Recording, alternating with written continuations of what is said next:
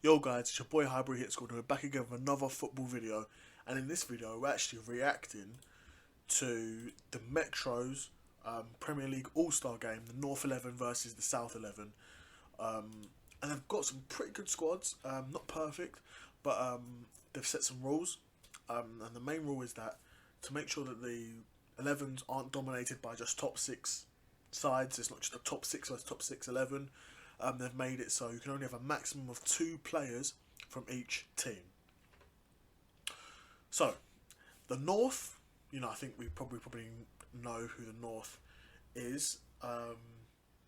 Yes, the North involves players from Aston Villa, Everton, Leeds, Leicester, Man City, Man United, Newcastle, Nottingham Forest, and Wolves. They're all eligible for the North.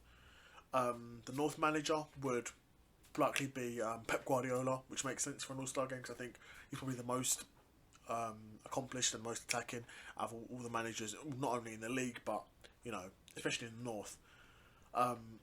So we'll start off in goal. We've got Dean Henderson.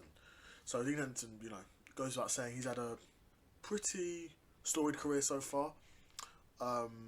He's been right now. Who does he play for now? He's at, I believe. He's at Forest, at Nottingham Forest. Dean Henderson is. Don't know why it took me so long for that one. Dean Henderson's at Nottingham Forest, and he's actually been in quite good form considering Forest, the team's not the best, and how many new signings they've got. The hopes for that team, it really is I would say it's a hit or miss because yes, you've brought in a lot of new players, you've let go a lot of players as well. So they did a lot of signings late in the window as well. So those type of players really didn't have time to gel, and even if they did, it'd still be a risky play naturally. But yeah, Henderson's in goal. He's been in really good form and could, if Pickford's injured, could even be England's starting goalkeeper for these next set of friendlies. But in my opinion, it should be Ramsdale, but it could be Henderson as well. So at left back, we've got João Cancelo. Not only one of the best fullbacks, but one of the best players in the world. If you are to ask me, can really do it all. Could play left back, right back. Could slot in midfield easily.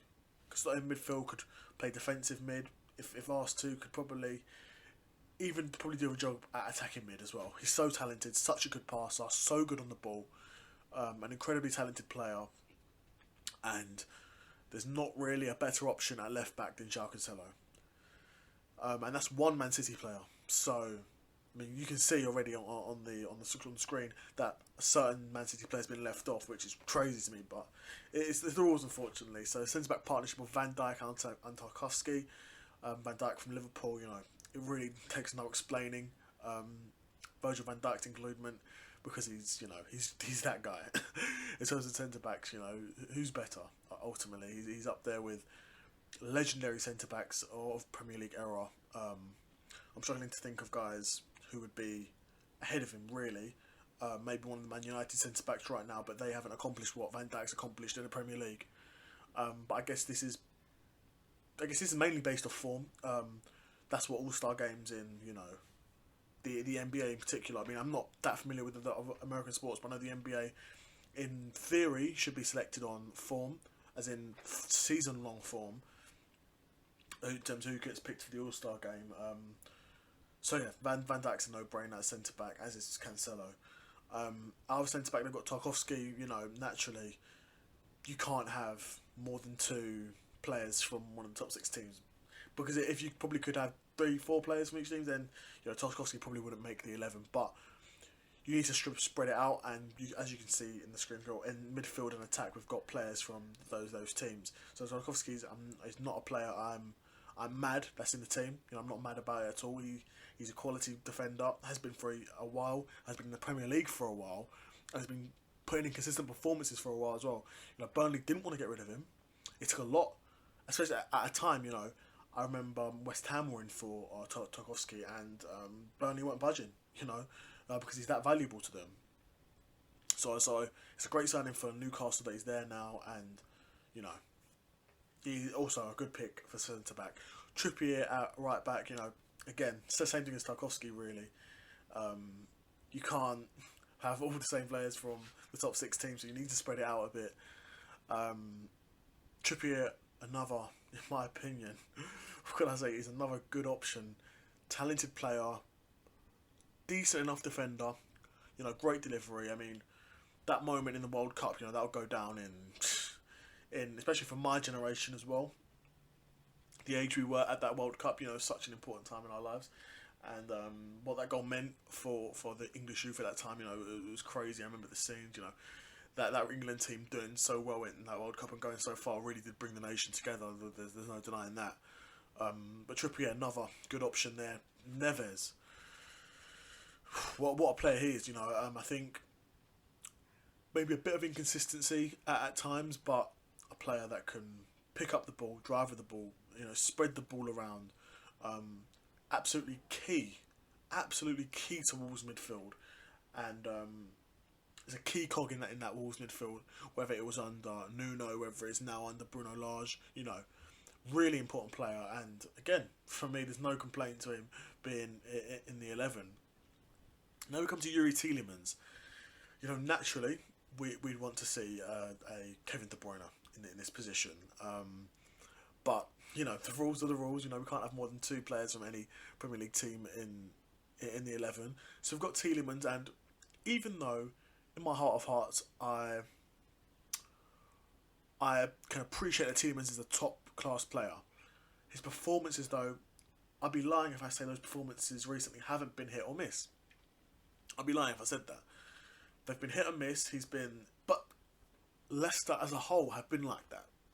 You know, their best players have been hit or miss, and they've lost a lot of players as well. I'm thinking of Fofana, Schmeichel as well.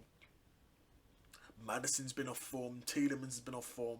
So when you're losing important players like that, and even more players as well, and the ones that are still there haven't been performing amazingly. So Tielemans, of talent, sure. But of performances, I'm not sure. But then you can't have a Kevin De Bruyne in this because you've got Haaland and Cancelo. Who do you put there? Tielemans isn't a bad option, ultimately. So Tielemans goes there at centre mid, and then beside him is Bruno Fernandes, a player who has, this season in particular, has really started to pick it up. You know, when Ronaldo came, he kind of had that, you know, Ronaldo effect where the show becomes all about Ronaldo, and then those players that were previously at the forefront take a back seat. An example of this, off the top of my head, I'm thinking of Dybala at Juventus. When Ronaldo first came, you know, Dybala really wasn't playing that well, wasn't getting involved, wasn't contributing to goals and assists, but then started to find his own again. And I think that's the same case for Fernandes now, and has been putting in some really good performances and contributing in the way that we know he can contribute. You know, when he first came to the league, he was going crazy. The amount of, you know, the numbers were astounding. I can't even remember them off the top of my head, and I'm not gonna, you know, try and make one up. But those numbers, they were really special numbers, and he's putting up those sorts of performances again. And I know the United fans out there are really happy to see that, as they should be. You know, as they should be, because he's a top quality player, and he deserves to be in the All-Star game. The front three of Saint Maximin, Haaland, and Salah, and this is absolutely a crazy front three. Of course, we would want Ronaldo there. But again, the rules are the rules. So we've got Salah up there, one of the best goal scorers in the league. Same can be said for Haaland as well. And Saint Maximin also one of the most skillful players in the league. So I'm looking at that front three, and what can I say that hasn't already been said by every other pundit on every other YouTuber, you know, out there. You know, they're 3 quality players. You've got Saint Maximin with the dribbling, Salah with the pace, and then Haaland with that clinical finishing. You know, that front three is causing issues for any 11 in world football right now. And with Pep Guardiola as the manager as well, you know, the South 11 they've got issues there. But let's look at the South 11, and let's take a look at what they can reply with. So it looks like they're doing a little 4-2-4 there. So in goal, they've got Sanchez from Brighton. You know, since he's come to Brighton, I know he came to Brighton, not much fanfare around him. He didn't he wasn't a big name. You know, came in, done his thing. You know, I really can't complain. Naturally, yeah, like I said, when he came into the squad, didn't have a lot of fanfare around him, wasn't a big name, but has come in and done really well. Back four, Zinchenko, Guehi, Romero and James. Really, like I said, there's no complaints for me there. The rules are the rules, so that's restricted us a bit, but a back four that is reliable and have been putting in good performances. I mean, what else can you really say? Been putting in good performances and ultimately performing when called upon. And the same can be said for this whole South 11, really. I'm looking at, I'm seeing a lot of consistency, a lot of players that have been, when called upon, can deliver. Rice and Ward-Prowse, potentially a midfield partnership that we see in the World Club. You never know, because both of these guys will likely go. Rice can move the ball, Ward-Prowse can pass the ball great at set pieces as well. Rice, yeah, he can move the ball, but he can also, pass the ball as well, play the ball. It's really important to see that from a midfielder nowadays as well. And a front four of Zaha, Kane, Tony and Saka. I mean, Zaha's looking like he's back in his pomp. Didn't have a great season the past couple of seasons, if my memory serves me correctly. I don't watch too much of Palace, but under Vieira now has really started to pick it back up again and delivering, which is what you need in an All-Star game. You need players that, even if they haven't been for the past few years, recently, it's because it's based off form and how they've been performing for this current season. If they've been performing, then they're in for a shout for the All-Star teams. I was there, nonetheless, but Kane, a goal machine, can play the ball, can drop deep, can help with that midfield duo if they're getting overrun by the three of the North team. Kane can drop deep. He's capable of that and providing that playmaking from deep, that playmaking for Ivan Toney and for Saka. Saka, who's Arsenal's main man at the moment, I can talk about him to the cows come home, but Saka's a super talented player. Toney as well, goal machine, just like Toney, just like Kane rather. Surprised not to see Mitrovic on here. I think Mitrovic should be one of the first names on a South, 11, All-Star 11. But Tony's there, no complaints from me. A really class striker, and just like Mitrovic, I'm surprised that one of the big boys haven't been in for him, because especially I'm thinking of Mitrovic and Toney. If I'm Tottenham, even if I'm West Ham right now, I'm thinking, let's just put in a 30 mil bid. Just put it in, because first of all, they're worth it, and if they accept it, then that's great. If not, then you haven't lost anything. You're just where you are currently. You don't have that star striker, but if I'm West Ham, I'm looking at Mitrovic and Toney. I'm putting in that 30 mil. Even if it gets rejected, it gets rejected, but I mean, that's for another video for sure. But this is a really good team that would probably gel really well. I think I can see this team gelling really well, but on paper, it's an all-star game. It's hard to go with a team other than the North team, because they've got all that firepower, so much quality from head to toe in that team. Spines are amazing. Like I said, so much talent. Even, that quality from left back, Cancelo, that alone, ultimately that alone will take you places. Then you're adding in all these other quality players. You're adding in Haaland, Salah, Neves, Van Dijk. It's hard to bet against that North team. But nonetheless, guys, I've been Hybrid Hit Squad. Let me know how you feel a All-Star game would happen. If you think All-Star game would happen in the Premier League, I think it'd be crazy not to do it. I think it could be a huge spectacle. Put it in Wembley, sell it out.